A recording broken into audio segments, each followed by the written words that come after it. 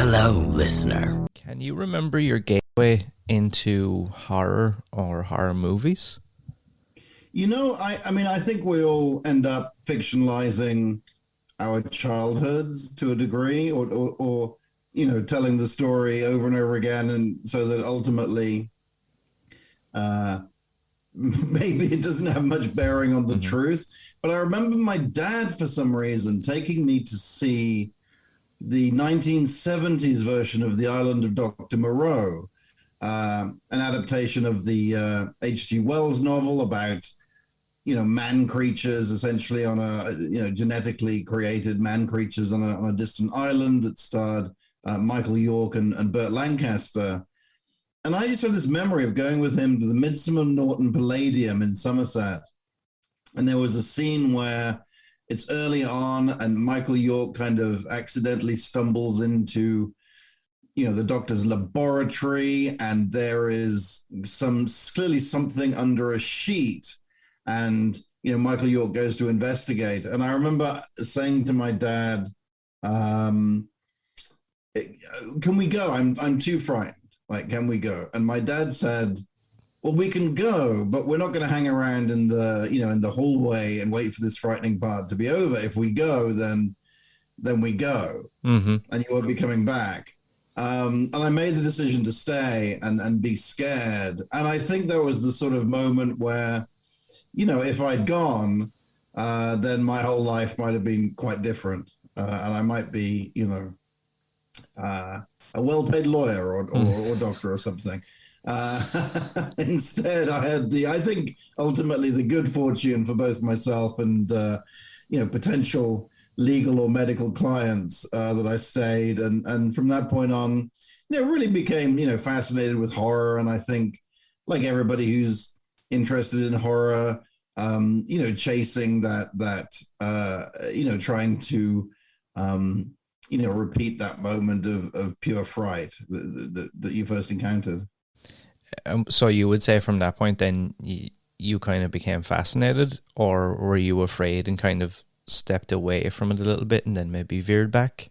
Oh no, like once I think I was just fascinated from that point on. And then, this was, I would have seen the film in the late 70s and from that point on, tried to see horror whenever I could. But that's sort of easier said than done. It's quite hard. I don't want to sound like the oldest person in the world, but it's quite hard to explain to younger folks like yourself that back in like the late 70s and early 80s, it was very, very hard to see horror. BBC Two actually used to run these horror double bills, and it would be like a black and white film from the 50s that I was never, that could be great, but I was never that interested in. And then if I was allowed to stay up later by my parents, then you got to see like usually a Hammer movie or an Amicus Portmanteau movie. It was like a color horror movie. And I was always desperate to stay up and watch those films. But it was very tough. It was tough before. When the video boom started, it became easier. But yeah, it just boggles my mind these days that you can, just turn on your computer and watch, every Halloween movie. Not that there were that many Halloween movies at the time, but, almost any horror movie you want to watch, you can now watch. And my memory is that I had the ability to watch like one a week back in the late 70s. Yeah. Even, I guess from when I was like a kid, the concept of, like, I have a 7-year-old son myself now, and trying to explain the concept to him of, we had this book that you would buy in the shop that would basically detail everything that's going to be on the TV for the next week, right? And you would just have to be there. Yeah. And it's so funny to see like the younger generation than me be like, wait, what? I was like, yeah, if you weren't there, that was it. Well, no, and in Britain it was even crazy because you had the radio times and the TV times. So certainly my memory is if you wanted to find out what was on all 4 channels or all 3 channels, then you had to buy both magazines every week. And I can clearly remember the excitement of getting the Christmas double edition of the BBC Times and the Radio Times, so that you would, suddenly your future as a kid, that was the map of the month ahead, really. Yeah, it's crazy to think how far things have come. Were you a video store guy when that era kind of came Definitely. in? Yeah, I spent way too much time in sort of local. I mean, this is pre-Blockbuster. I lived in a Welsh town called Risca, just north of Newport, and there was one video shop there. Yeah, and I would just haunt it. I can still, sometimes now when they'll reissue an old DVD they'll reissue, do a Blu-ray version of a of a film from the 80s, and they've included the original cover, and that just sort of leaps out at me. I spent so much time, but I would have to I mean, this is the other thing, that I was living with my parents, and so they were good enough. They were very encouraging, and they give me money to go to the video shop, but then you'd have to buy something that the whole family would then watch, and so there's quite a responsibility to that, and you clearly you didn't want to get something that was going to be, too awful or horrible or off-putting. Yeah. So I mean, I certainly remember renting like Halloween 2 or whatever, because I thought that would be a a reasonable compromise. Not really thinking, of course, that my parents didn't want to watch any horror movies. Really, that wasn't their cup of tea at all. But no, I mean, I bought Fangoria as a kid. Read a lot of articles about films I couldn't possibly see for the most part, or that weren't coming to Britain for years and years. Or that's what it seemed like to me. I read a lot of novelizations, or like the books that films were based on, like The Exorcist. And I remember very clearly reading The Shining when I was around 12 years old.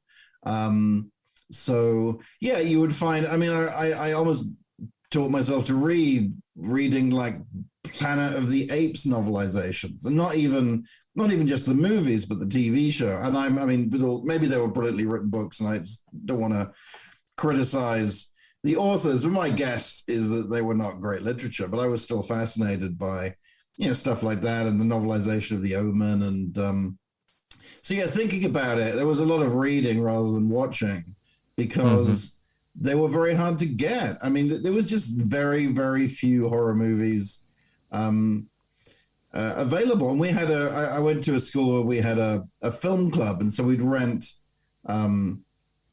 I would, when possible, I would rent horror movies. I remember we rented a Ghost Story, which is an adaptation of a Peter Straub novel, I think. But then again, I mean, still, you're sort of then that's even worse than renting it, knowing that your parents are going to watch it, because now you're renting something. I mean, this is a literal film that we're running through our old projector, which is held together by bits of cardboard, and and then you had the responsibility of showing this to 30 or 40 people who may or may not enjoy the movie. And then you had to pay money to rent this stuff. Also, I remember there was also a problem with, it was quite easy to sort of accidentally rent the wrong version of the film in terms of the lens that we had. I mean, it's not really a horror movie, but I remember renting the wrong version of Ghostbusters, which meant that the film was supposed to be screened as like a widescreen movie, essentially, but we were forced to screen it. We were forced to screen it in a fashion that meant that it got compressed, so that when people were walking around, they seemed impossibly tall. But I remember the scene in which Sigourney Weaver levitates sort of horizontally. She looked very like grossly overweight, really, because her body was compressed from a width perspective.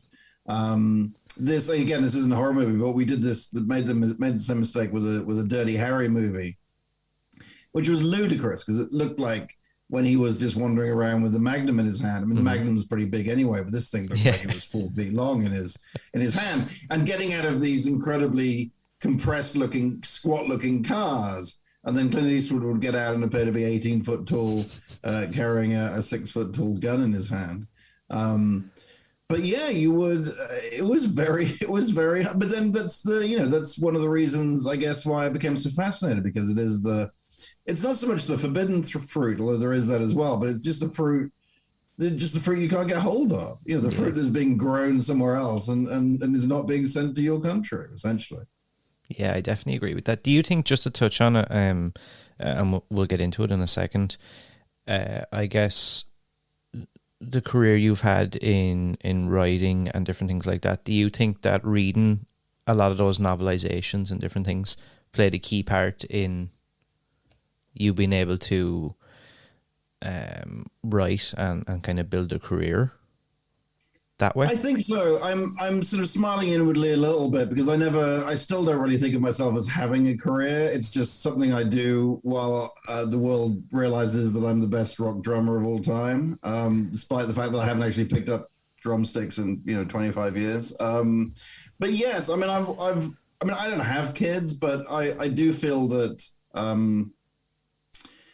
I mean, my view is that it's great if kids are reading really fantastic literature. Mm-hmm. But the most important thing is that they're reading something, Mm-hmm. just get them reading whatever it is that they want to read. I mean, I read as a kid, because of my fascination with horror, I read Bram Stoker's Dracula really quite young, which is, that's a thick Mm-hmm. 19th century novel. And, it's a great novel as it happens. But I would have read it regardless of its quality, I think. But I could only, one of the things I have to do in my job is to read pretty quickly, to be honest with you, one way or another. And I'm sure, honing my reading skills or reading speed on whatever it was, 400 pages of Dracula really helped out. A quick, not off topic, but something I wasn't going to ask, and it was just when you mentioned about kids reading, and it's a good thing. How do you feel about the idea of reading books through something like, say, a Kindle or a tablet versus reading, having a physical book?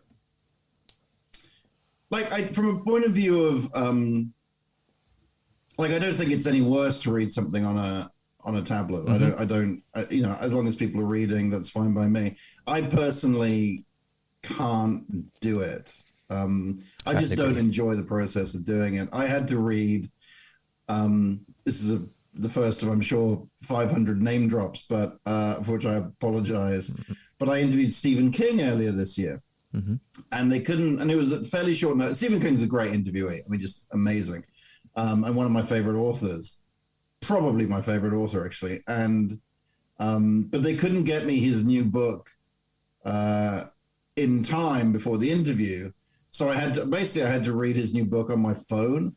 And like so many Stephen King books, you wouldn't need that many copies of the book to build a pretty substantial house. Yeah. So it was a long book written on my phone. And I do think it damaged my eyesight. Much in the same way they go to see Motorhead when I was 18 years old, I'm pretty sure it had a bad effect on my hearing. I feel that reading a big, thick Stephen King novel on my phone kind of damaged my eyesight. I'd like, my girlfriend is always looking at me askance for this, but I like writing in books. I mean, mm-hmm. I love books, but I have no sort of particular respect for like the individual copies, I guess. Yes. So if I see, so whether it's a novel or quite often I'm reading nonfiction books for work and research, and I just scroll all over that because I know that maybe in 5 years' time, I'll be thinking, oh, there was that thing in that book that is useful to me, and if I have sort of circled it, then it's much easier to find it. And I know you can theoretically do that with a Kindle, but no one's ever told me how. So yeah, where possible, I tend to stick with paperback books. Yeah, and I had gotten asked that question several times as well, and I'm not sure why. At one point, I thought it was maybe part of the collector in me, but I would be much like you, where I find myself, making markings and scribblings on books. So I don't think it's that. It's just something about the physical. I just really don't like. I bought myself a Kindle to try, and I was like, oh, I can have thousands of books all at once and this and that. And it just didn't feel the same for me. I just prefer to have a physical book. And I don't know whether there's something maybe in the subconscious when you get a nicely bound book and stuff like that. You know, when you're into something or a certain topic, and then there's a book released on it and it's packaged nicely. I think that does help. Can you remember what your very first, I guess, gig where, you know, you felt like this was becoming a reality? You mean writing? Yeah, like as a career, obviously, you know, you had been interested in reading and writing and different things like Yeah. that. Can you remember the first point? I mean,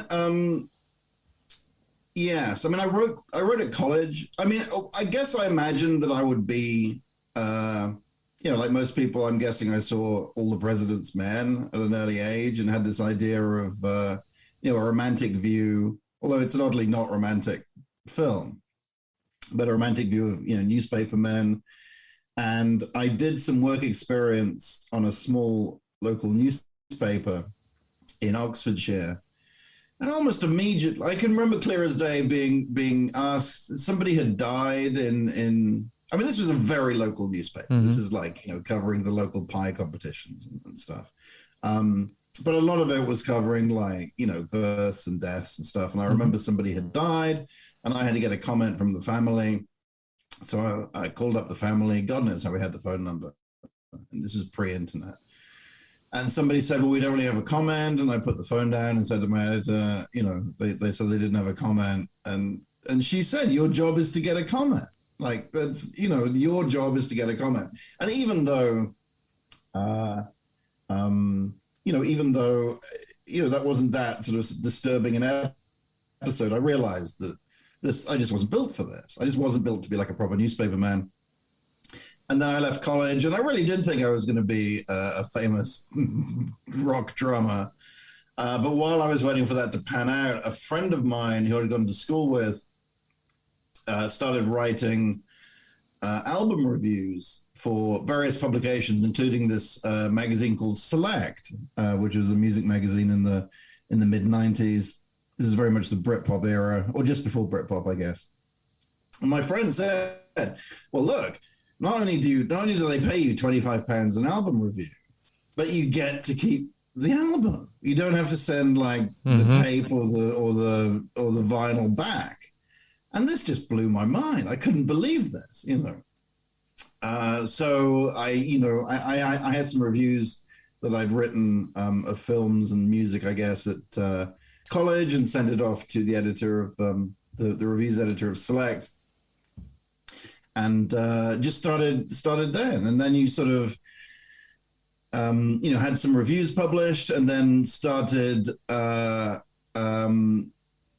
interviewing bands. I remember one of my first features, maybe my first feature actually, was with the Sultans of Ping FC, who are a band from Cork. Mm-hmm.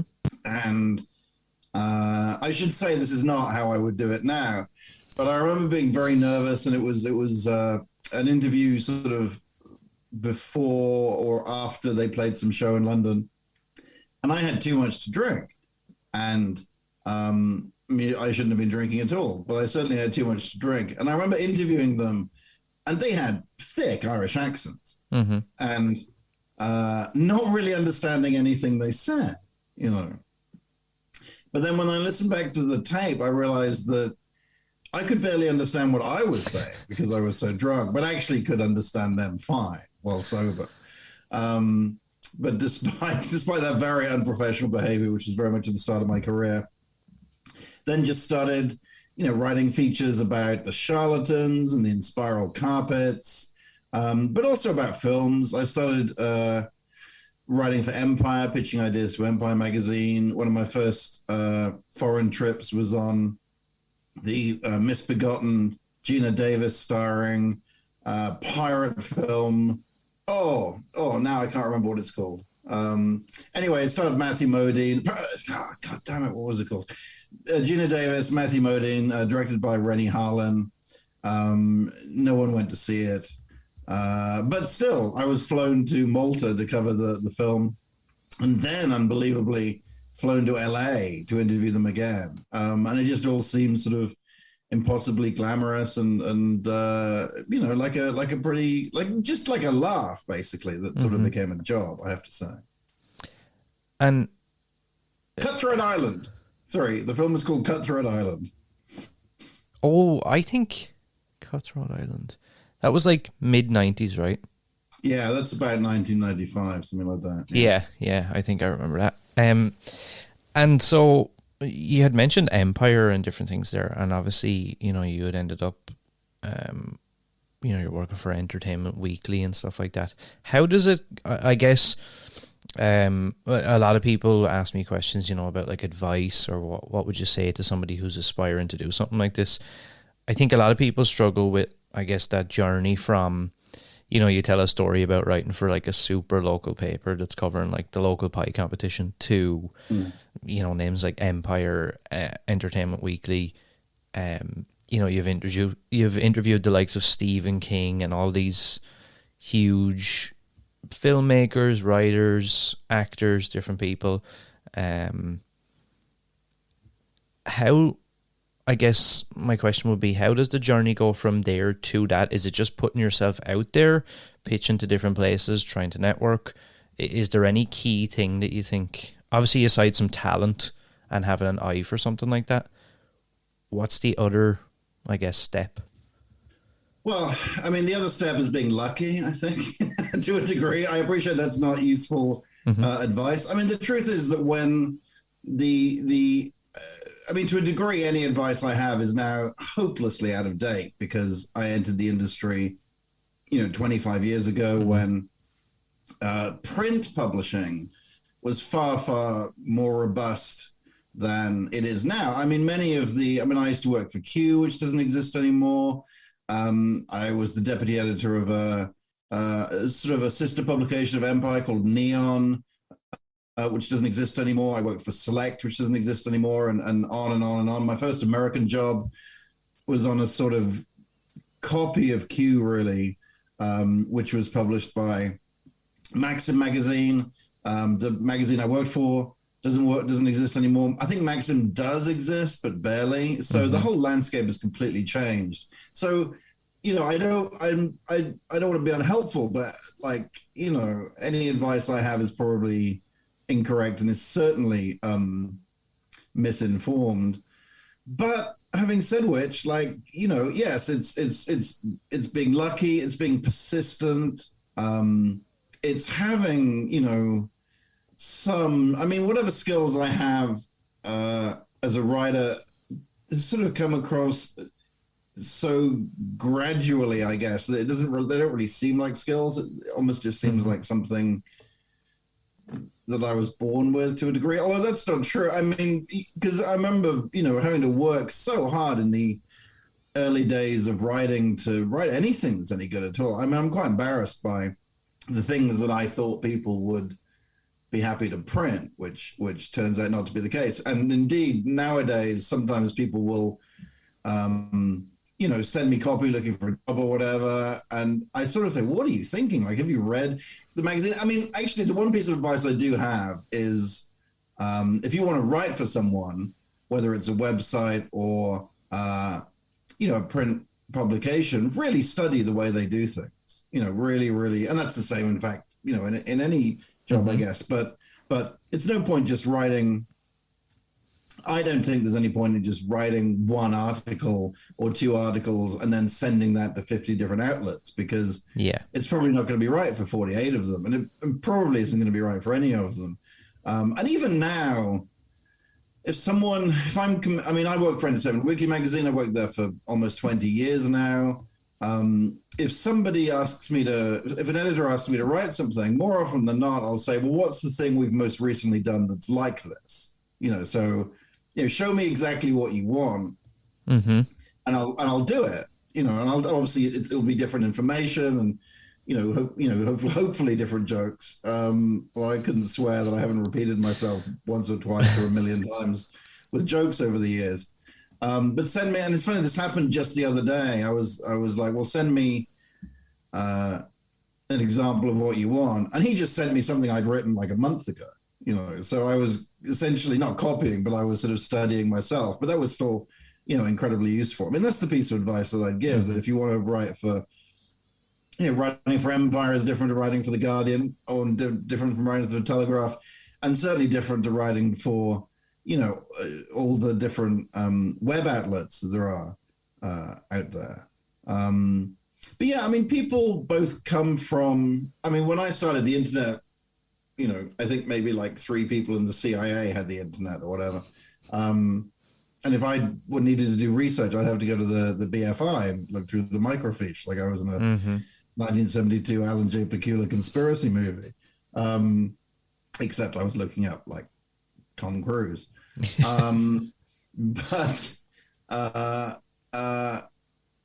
But it's interesting because people, so many people, now start their careers online and then have a career online. I guess the big difference is that if you're a podcaster or if you're writing online, or likely a combination, something like yourself, a combination of both, then maybe that's not going to pay. That's not like a full-time job. Maybe, I mean, the number of times I listen to a podcast and after a while you discover that the people hosting it have other jobs and so on and so forth. I mean, I'm incredibly lucky that I have a full-time, job that keeps me in, rent and the occasional drink here and there. So I guess thinking about it, the advice I'd give is really make sure you enjoy writing, because no matter how good you are, it may be something that's more a paid hobby than a full-time job. Because, I mean, obviously there are so many outlets out there, but there are so many people that want to write for them as well. I'm just really, even though I've just spent 10 minutes giving advice, as I said, I'm 53 years old, so I'm not entirely sure that the advice I give is useful to, like an 18-year-old. I do think, though, there's something you touched on there, and I've spoke about it several times with different people, is really making sure that, writing is something you love, or directing, or whatever it is someone's trying to get into. A lot of times I think people use the internet, social media, Instagram, all these things, and develop a fascination with the idea of something, not realizing that maybe a lot of times it's not as glamorous. I'm sure people would look at your life and, they see you on stage with Jeff Goldblum and, you're in LA and you're here and you're there. And while I'm sure that's a great life and you seem to be really passionate and enjoy that life, it may not be for somebody who just kind of has a fascination with, I want to go to LA and be on a movie set or meet Stephen King. And, I felt bad because I as soon as I described traveling to LA to interview people for Cutthroat Island, I described it as glamorous. And actually I was thinking, what I really remember about that trip is having like the worst toothache I've ever had and having no idea how to get to a dentist. And I mean, even if you have healthy teeth, a lot of these trips are a lot less glamorous than they appear. So, and in fact, I'm always, whenever, I'm someone that still gets quite nervous about interviews, nervous about my ability to write them up. And whenever I go on a set visit, I find set visits nerve-wracking and, utterly exhausting, because you're trying to write everything down because you might not. I mean, I went on the set of the Suicide Squad 2 years ago, almost exactly now, 2 years ago in Atlanta, and the film only came out like 3 months ago, and that wasn't even COVID affected. That was always going to be the release date. So I'm having to rely really on notes I wrote 18 months ago to craft, a 6-page story. And, maybe I hadn't written all the color down. And you're always, when you're on set, there's a lot of sort of, will you be able to interview this person? Will you not? And it's funny because even with my colleagues who know all of this, or maybe they just have a more approach. I'll say, I'm going on the set of so-and-so, and they say, that sounds great. And in a sense it is. I mean, I do have an amazing job. I'm an incredibly fortunate person, but it's also quite a nerve-wracking and stressful exercise to a degree. Yeah, I would imagine. And before we get off that topic, just you had mentioned there about, maybe sometimes dealing with nerves and different things like that. Is there any particular thing that you do to overcome that, or is it just passion for what you're doing that kind of pushes you through? Yeah, that's a good question. I guess I still haven't no is the answer. I haven't really worked out how not to sort of obsess about. I mean, if I have to write a story and I know there's going to be some aspect of the interview which the interviewee is not going to enjoy, then I get that's sort of I'll have nightmares about. I'll have literal nightmares about it leading up to the interview, and it doesn't help. I mean, I think it's good that you're. I think it's good that you're. I think it's good that I maintained. I think it's good that I still get nervous about the actual writing process. I wish I was less nervous in interviews because I think it's sort of. I think they can tell. I know they can tell that, and sometimes it. I wish I came across as sort of less nervous and embarrassed about asking something they don't want to be asked about, because it kind of ticks them off to this is sort of a big deal in your mind and you don't really necessarily want that, if that makes sense. Yeah, I get that. Okay, so moving on, you have your new book you've got read on you, How Shaun of the Dead Was Brought to Life. How did the initial concept for that come into your mind, or what was it specifically about that you were like, okay, I want to do this? It sort of came upon me gradually to a degree. I had grown up in Wells in Somerset, which is the same town where Edgar Wright, the director and co-writer of Shaun of the Dead, grew up.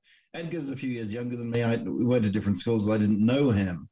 But he's someone who, over time, I kept an eye on, because Wells is not a big town, and it was sort of fascinating to me that a director had come from there. And he made, when he was 20, he made his first movie, which was called A Fistful of Fingers, which is a comedy western set, but it's a comedy western set or filmed in and around Wells, which, if you're familiar with Wells, which is very much not anything that looks like it could be in a Western, is kind of ridiculous. And so I was working at the film magazine Neon at the time, and sent off a friend of mine, one of my colleagues, to interview Edgar. And then Edgar and Simon and Nick Frost and Jessica Hines made the sitcom Spaced, which was incredible, and I enjoyed that. And then I remember seeing Shaun of the Dead in Union Square in New York when it came out. I'd moved to America by that point. And I wish I could tell you that it absolutely blew me away, and I was like, I must write a book about this 15 years later. That was not really the case. I certainly enjoyed it, but it's a film that really grew on me over time. It has so many, smart jokes that maybe you don't, and themes that maybe you don't pick up the first time around. And then Edgar made Hot Fuzz, which is obviously a sensation in the UK and did very well around the world. And, he and Simon and Nick went on to have these incredible careers. And I had just interviewed them a lot over time. And my love for Shaun of the Dead had kind of grown because I did watch it a lot. And because I think, it became part of what was known as the Cornetto trilogy, Shaun of the Dead and Hot Fuzz and The World's End. And the way those films, even though it's a totally accidental trilogy in which they're playing different parts, it's sort of, I would argue, as cohesive a trilogy in many ways as like The Lord of the Rings or Star Wars or whatever. And I really do think those movies are things of wonder, and it just makes you sort of love Shaun of the Dead more.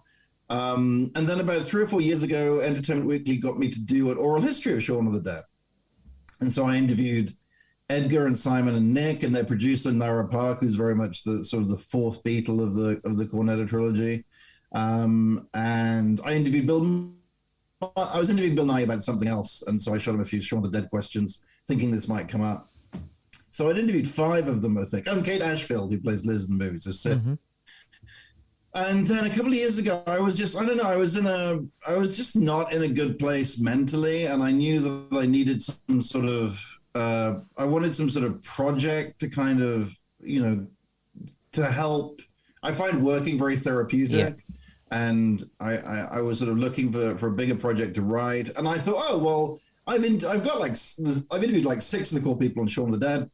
I thought in my mind, I'd interview 5 or 6 more people and kind of crank out what I envisaged to be like a sort of breezy 175-page book about it. And then the pandemic happened, and it was partly because of that. And so I had more time on my hands to a degree, but partly because the more I spoke to Edgar and Simon and other people, the more I realized that I think most people would assume, if they're familiar with Shaun of the Dead, that everybody making the film had a complete laugh doing it.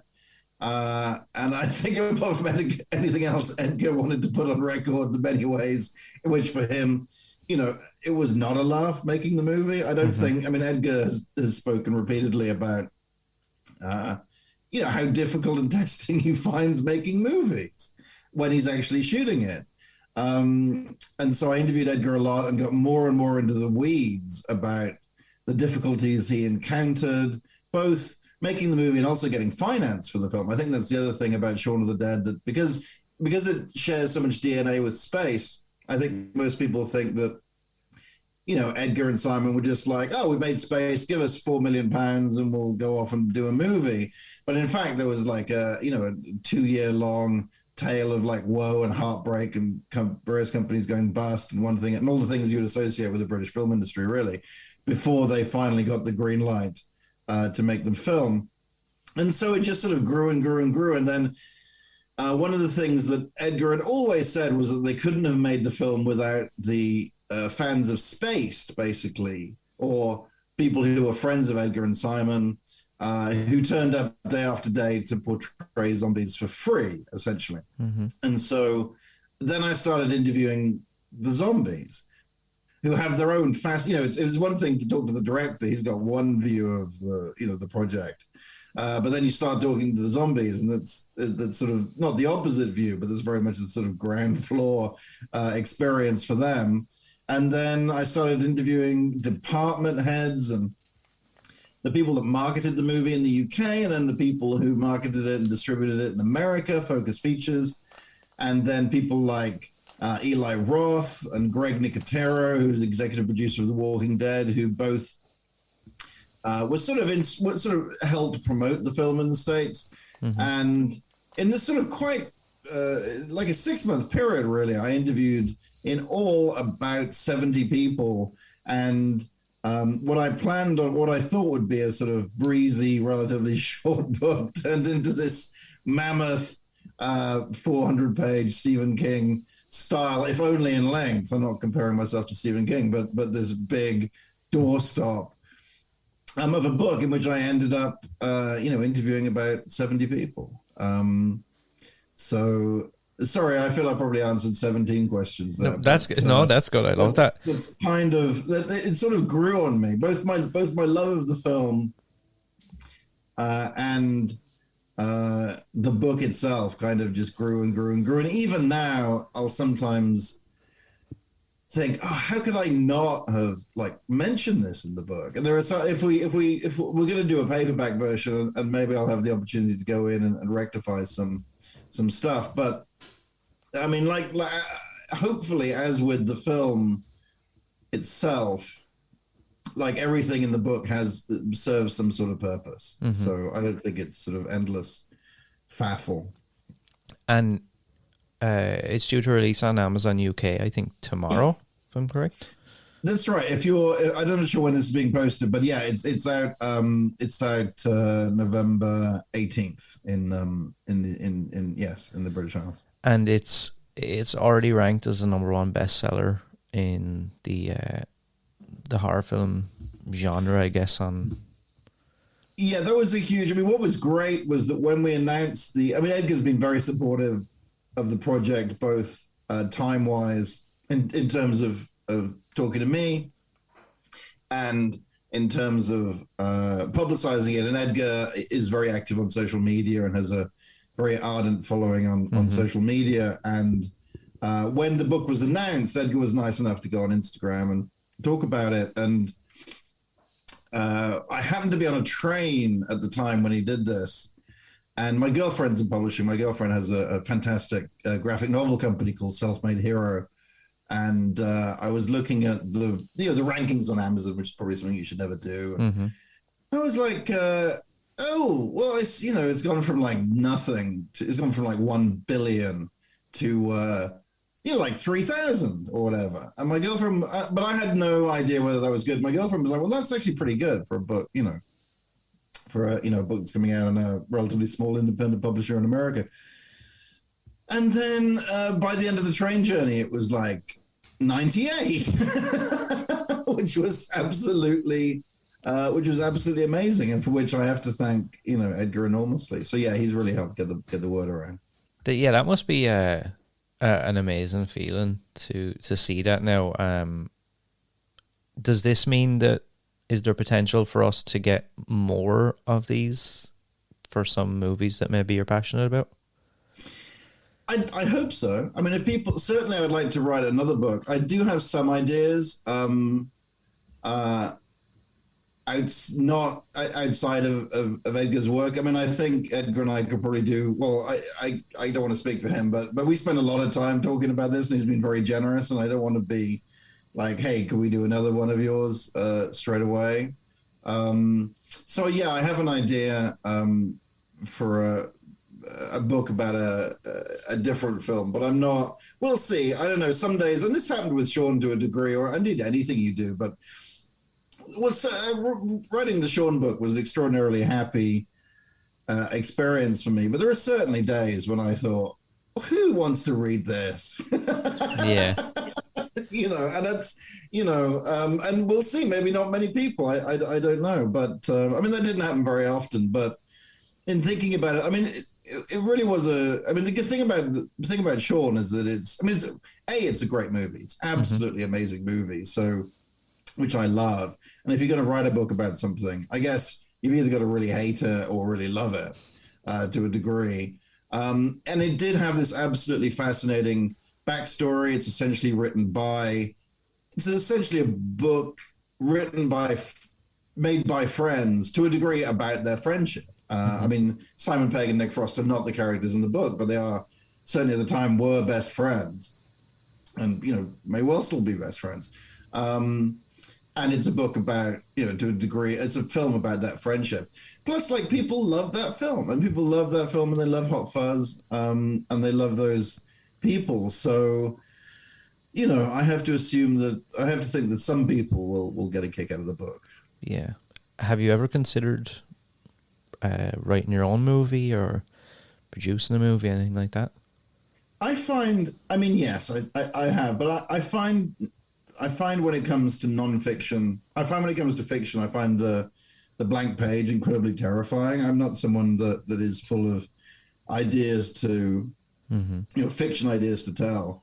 Whereas I find writing nonfiction, I don't want to say incredibly easy, because as we've discussed, I do still find it a stressful and nerve-wracking process. But it seems to me, I mean, I know this is an asinine thing to say, but if you're writing fiction, you got to make it all up.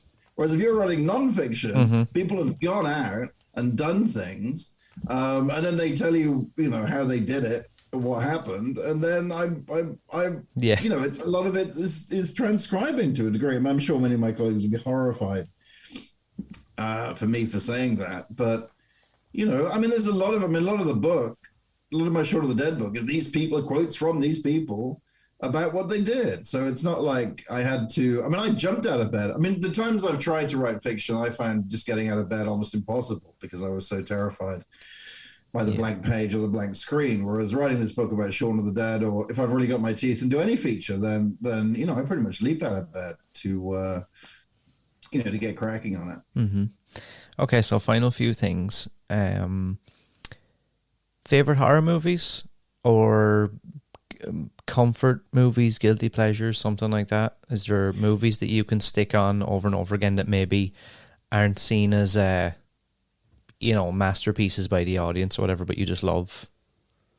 Well, I think my favorite horror movies are the ones you would probably expect, or would not be surprised to discover that I think John Carpenter's The Thing is a good movie.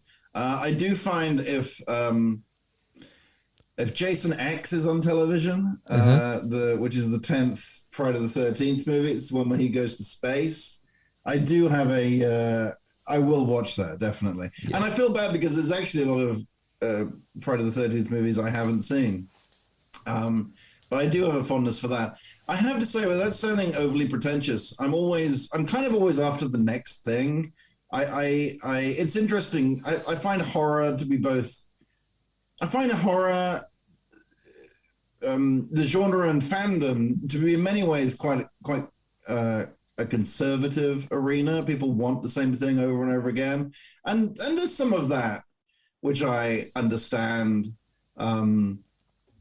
entirely, you know. And certainly, if I go to see a horror film and I think it's going to be one thing, it turns out to be another, I get a bit confused. I'm Mm-hmm. sure, you know, I would have been one of those people that did not care for Halloween 3 back in the day because it wasn't, you know, what I thought I had been promised. But generally speaking, I'm sort of looking for something different. I think that is something that horror and science fiction, you know, allows people to do. Mm-hmm. I'm very excited for. I mean, I loved the cannibal film Raw. I'm very excited to see Titane, Mm-hmm. Julia Ducournau's next movie, because I've no idea what it's going to be. I have no idea what it's going to be about. I was saying, because I always go to, my birthday is January the 1st, which means it's a bit problematic to do things on my birthday. I was going to see a film, and I was saying to my girlfriend, well, we could go and see Titane. And she's like, what's that about? I'm like, I don't know. It won the Palme d'Or.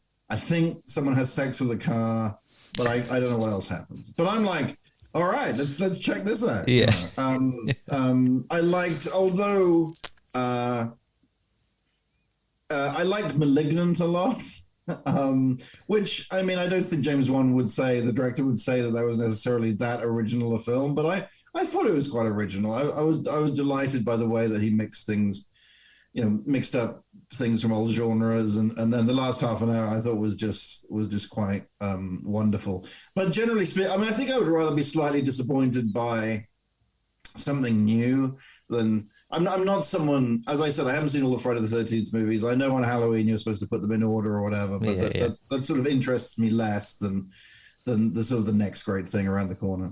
Yeah, I could see that.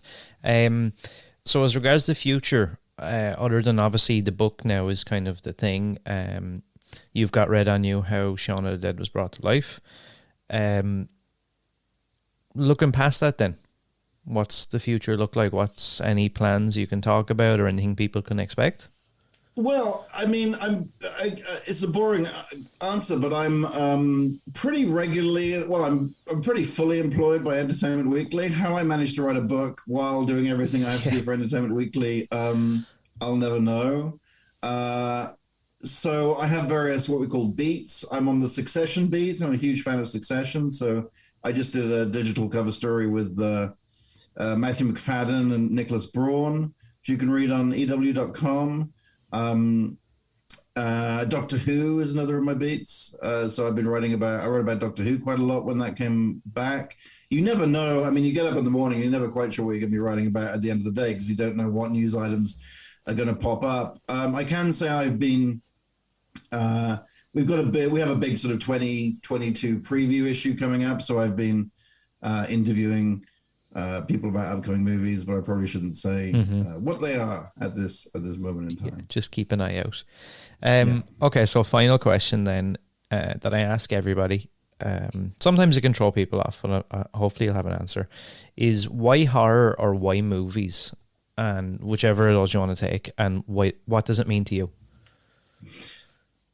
Well, I think why movies, because it was funny. I was watching that sort of clip that went around of Quentin Tarantino talking about movies and about everybody being in a room together, and I totally agree with that. I think watching movies on your computer is incredibly different from watching it in a cinema. And I'm not saying one is better than the other, but it's that kind of being in a cinema and not noticing how much time has passed and having that communal spirit experience is amazing. And as I said before, I think horror, because I think horror is one of those genres where anything can happen, and I'm totally fascinated by that. And I'm also still chasing that the fear I felt when I watched Island of Dr. Moreau back in the day. I saw Midnight Mass, Yep. the show on Netflix recently, and halfway through I turned to my girlfriend and I said, if this was just me on my own, I could not watch the show. Like, I would be too terrified. It is too nerve-wracking a show, which quite surprised her, I think. But I do, if I'm on my own, I'm a bit of a scaredy cat, I have to say. Me too. I remember going to see a preview screening of 28 Weeks Later, which has that fantastic opening sequence with Robert Carlyle, and it was just me in the screening room, but there was a security guard as well. And I remember being so grateful that the security guard was there. Yeah, I just enjoy being scared, and horror, obviously that's the business of the horror genre. But plus, you feel anything can happen, and my sadness is that more often than not, anything doesn't happen. But that's okay. I'll just continue chasing. Just continue chasing it. Yeah. Well, like I said, it's been a pleasure. Hopefully we can do this again down the line, maybe in 2022. Best of luck with the book. It seems to be doing extremely well already. I can't wait. I genuinely can't wait to read it. And yeah, I wish you all the best. Well, thank you so much for having me and for taking an interest. And even after all this time and all this success, I feel like, the horror genre is still to quite get its due. And I really appreciate, folks like yourself that are trying to give it its due.